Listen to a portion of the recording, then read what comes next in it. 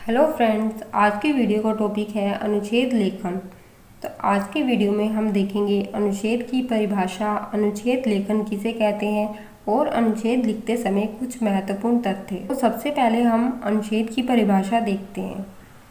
अनुच्छेद की परिभाषा आपस में एक दूसरे से संबंधित वाक्यों का एक ऐसा समूह जिसमें किसी बड़े विषय के एक भाग या उपभाग का वर्णन किया जाता है उसे अनुच्छेद कहते हैं। अनुच्छेद लेखन किसे कहते हैं?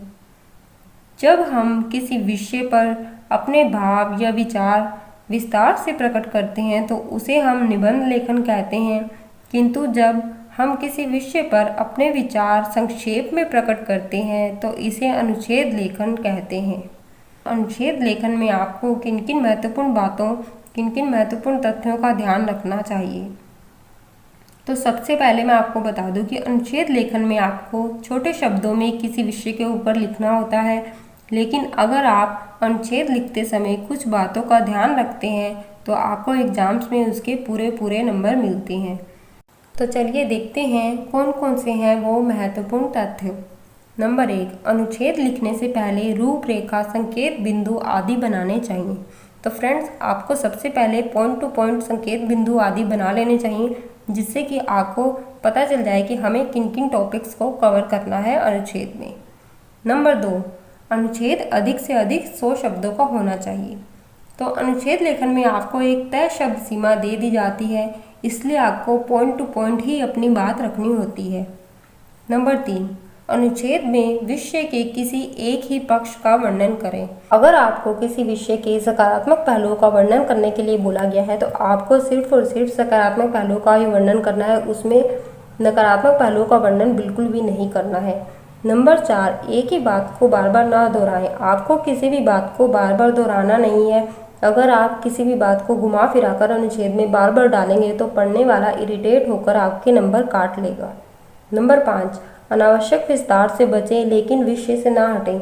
आपको बिल्कुल अपने टॉपिक के ऊपर पॉइंट टू पॉइंट अपनी बात रखनी है। अगर आप घुमा फिराकर फालतू की बातें उस अनुच्छेद में डालेंगे तो अनुच्छेद बिल्कुल भी प्रभावशाली नहीं होगा। नंबर 6, वाक्य आपके छोटे छोटे होने चाहिए और एक दूसरे से जुड़े हुए होने चाहिए। इस बात का आपको बिल्कुल ध्यान रखना है। नंबर 7, भाषा बिल्कुल सरल किंतु अत्यंत प्रभावशाली होनी चाहिए। आपको प्रभावशाली शब्दों का प्रयोग अनुच्छेद में करना चाहिए, जिससे आपका अनुच्छेद प्रभावशाली बने। नंबर 8, अनुच्छेद में भूमिका, परिचय या उपसंहार की आवश्यकता नहीं होती है। आपको किसी भी हेडिंग को अनुच्छेद में नहीं लिखना है, एक पैराग्राफ बनाकर आपको अनुच्छेद में लिखना है। नंबर 9, यदि हम अनुच्छेद के आरंभ में अनुच्छेद से संबंधित कोई उदाहरण या कोई नारा या कविता की पंक्ति लिख दें तो अनुच्छेद अत्यंत प्रभावशाली हो जाता है और पढ़ने वाले को अधिक रोचक लगता है। तो इस बात का आपको बिल्कुल ध्यान रखना है। नंबर 10, अनुच्छेद में अंत में निष्कर्ष समझ आ जाना चाहिए, यानी विषय समझ में आ जाना चाहिए कि किस विषय पर हमने अनुच्छेद लिखा है।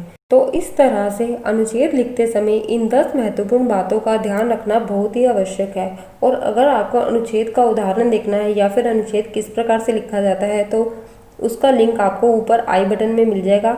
आप मेरी वायु प्रदूषण के अनुच्छेद वाली वीडियो देख सकते हैं। वह वीडियो देखकर आपको समझ में आ जाएगा कि अनुच्छेद किस प्रकार से लिखा जाता है। तो वीडियो देखने के लिए बहुत बहुत धन्यवाद। अच्छे लगे तो लाइक कीजिएगा और चैनल को सब्सक्राइब कीजिएगा। Thank you so much.